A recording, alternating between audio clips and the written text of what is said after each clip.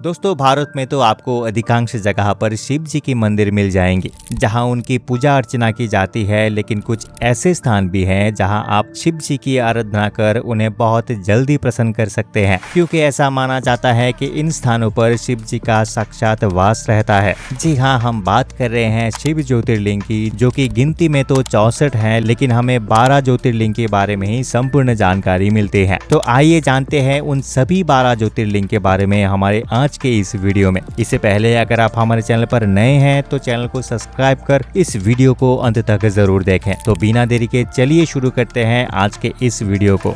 दोस्तों हम जिन 12 ज्योतिर्लिंग के बारे में आपको बताने जा रहे हैं, इनमें पहला है महाकालेश्वर ज्योतिर्लिंग। उज्जैन में शिप्रा नदी के तट पर स्थित ये ज्योतिर्लिंग प्रसिद्ध ज्योतिर्लिंग में से एक है। मान्यता है कि यहाँ के राजा चंद्रसेन हुआ करते थे। स्वयं राजा तथा उनकी संपूर्ण प्रजा का शिव जी पर अनंत विश्वास था और वो बड़े ही श्रद्धा और शक्ति भाव से शिव जी की पूजा किया करते थे। एक बार राजा के शत्रु रिपुदमन ने मायावी राक्षस दूषण के साथ राजा चंद्रसेन के महल पर हमला कर दिया। उस राक्षस ने वहां की प्रजा पर बहुत अत्याचार किया और पूरे महल को भी बर्बाद कर दिया, जिसके बाद वहां की प्रजा ने शिव जी से मदद की गुहार लगाई। तब शिव जी ने स्वयं प्रकट होकर उन्हें दर्शन दिए तथा उनकी रक्षा भी की। कहा जाता है कि उसके बाद राज्य के लोगों की प्रार्थना सुनकर भोलेनाथ उज्जैन ना छोड़ने का निर्णय लिया। तो दोस्तों हमारे इस लिस्ट में दूसरे नंबर पर है केदारनाथ। उत्तराखंड के रुद्रप्रयाग जिले में स्थित ये केदारनाथ मंदिर बड़ा ही खास है। मौसम के प्रतिकूलताओं के कारण इसके कपाट को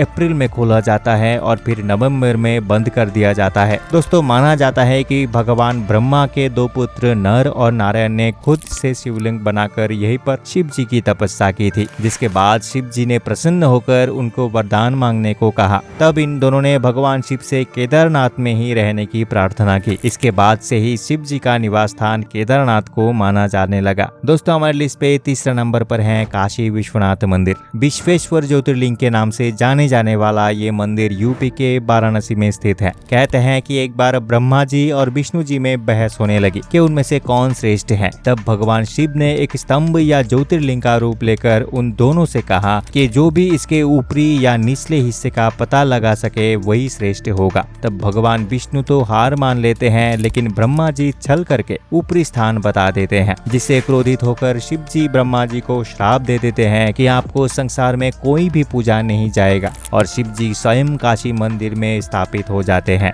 दोस्तों बढ़ते हैं हमारे चौथे नंबर पर, वो है रामेश्वरम ज्योतिर्लिंग। दोस्तों उत्तर में जितना महादेव काशी का है उतना ही दक्षिण में रामेश्वरम का है। बता दें कि तमिलनाडु में स्थित इस ज्योतिर्लिंग की स्थापना त्रेता युग में स्वयं भगवान राम ने रावण से युद्ध करने से पहले की थी। तो अगर आप भी रामेश्वरम मंदिर को देखना चाहते हैं तो हमें कमेंट करके जरूर बताइए। तो चलिए बढ़ते हैं आगे 5वें नंबर पर। हमारे लिस्ट में 5वें नंबर पर है सोमनाथ मंदिर। ये भारत का सबसे बड़ा और प्रसिद्ध ज्योतिर्लिंग है। ये ज्योतिर्लिंग गुजरात के बेराबल बंदरगाह में स्थित है। ऋग्वेद में उसके बारे में वर्णन मिलता है कि राजा चंद्रदेव ने दक्ष के श्राप से मुक्त होने के लिए स्वयं यहाँ शिवलिंग का निर्माण किया था, जिसके बाद से यहाँ ज्योतिर्लिंग स्थापित हो गया। आपको बता दें कि इस मंदिर को 16 बार नष्ट भी किया गया और फिर हर बार इसका पुनर्निर्माण करवाया गया। तो बढ़ते हैं 6वां नंबर पर, मल्लिकार्जुन ज्योतिर्लिंग।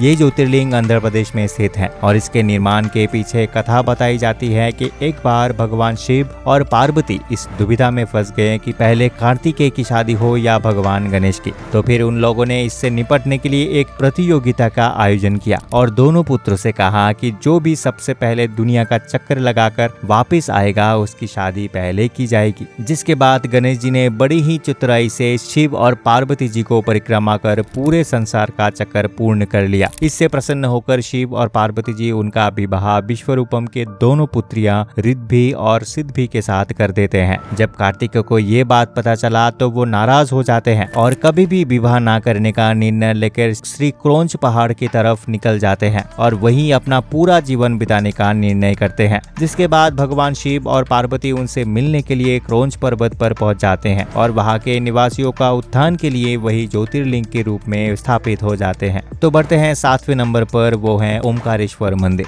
ये मंदिर मध्य प्रदेश के खंडवा जिले में स्थित है। ऐसा कहा जाता है कि इसी मंदिर में कुबेर ने शिव जी की स्थापना की थी। मान्यताओं के मुताबिक कुबेर के स्नान के लिए ही शिव जी ने अपनी जटाओं से कावेरी नदी भी प्रवाहित की थी। ओम के आकार में होने वाले के कारण इस ज्योतिर्लिंग को ओंकारेश्वर भी कहा जाता है। यहाँ ये ये भी मान्यता है कि शिव जी के साथ पार्वती जी भी यहाँ विश्राम करने के लिए आती थी। हमारे 8वें नंबर पर है भीमाशंकर मंदिर। महाराष्ट्र के सह्याद्री पर्वत पर स्थित इस ज्योतिर्लिंग को श्री मोटेश्वर महादेव के नाम से भी जाना जाता है। पौराणिक मान्यता के अनुसार कुंभकर्ण के बेटे भीमा ने खुद को बड़े कष्ट देकर भगवान की तपस्या की, जिससे प्रसन्न होकर ब्रह्मा जी ने उसे बहुत से अस्त्र शस्त्र प्रदान कर दिए। इसके बाद वो पूरी पृथ्वी पर अत्याचार करने लगा। तब देवताओं के आग्रह पर शिव जी ने भीमा के अत्याचारियों को खत्म करने के लिए उससे युद्ध करते हैं, जिसमें उसका वध हो जाता है। फिर देवताओं के प्रार्थना करने के कारण ही शिव जी इस पहाड़ पे स्थापित हो जाते हैं। आगे बढ़ते हैं 9वें नंबर पर, वो है कृष्णेश्वर मंदिर। महाराष्ट्र के औरंगाबाद जिले में स्थित इस ज्योतिर्लिंग को अहिल्याबाई होलकर ने बनाया था, जिसकी कहानी एक दंपति सुधर्म और सुदेश से जुड़ी हुई है। कुछ परिस्थितियों के कारण सुदेशा सुधर्म के बच्चे को झील में फेंक देती है, जिसके बाद सुधर्म शिव जी का अखंड तपस्या करते हैं तो शिव जी प्रसन्न होकर सुधर्म को बच्चा वापस लौटा देते हैं और साथ ही सुदेशा को भी माफ कर देते हैं। वो सुधर्म से इतना प्रसन्न होते हैं कि यहीं कृष्णेश्वर में रहने का निर्णय लेते हैं।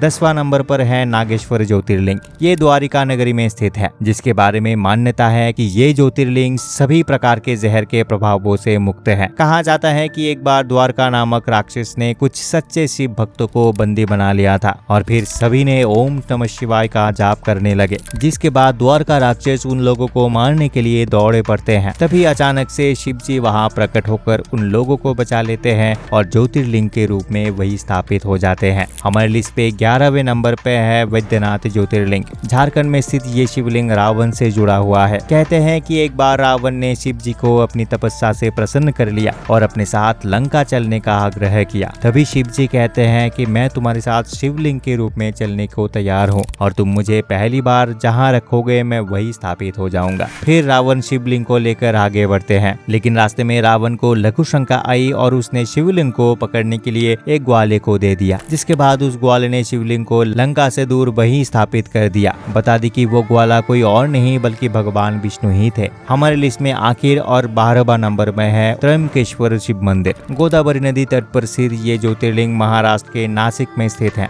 जो कि 3 पहाड़ियों ब्रह्मगिरी, नीलगिरी और कालीगिरी से घिरा हुआ है। कहा जाता है कि एक बार गौतम ऋषि ने क्रोधवश गाय की हत्या कर दी थी, जिसके बाद उन्होंने प्रायश्चित करने के लिए भगवान शिव जी की तपस्या की। तब भगवान शिव ने माता गंगा से उनके क्षेत्र में बहने की प्रार्थना की ताकि उनके क्षेत्र में समृद्धि आ सके और गौतम ऋषि के आग्रह पर स्वयं इस क्षेत्र में बस गए। आशा करते हैं कि आपको आज का ये वीडियो बहुत पसंद आया होगा। भविष्य में इन 12 ज्योतिर्लिंग के स्थानों में आपको कहाँ जाना पसंद होगा हमें जरूर कमेंट करके बताइएगा। साथ ही हमारे चैनल को सब्सक्राइब करके इस वीडियो को सबके साथ जरूर शेयर करें। अंत तक बने रहने के लिए आपका बहुत बहुत धन्यवाद। मिलते हैं अगले वीडियो में।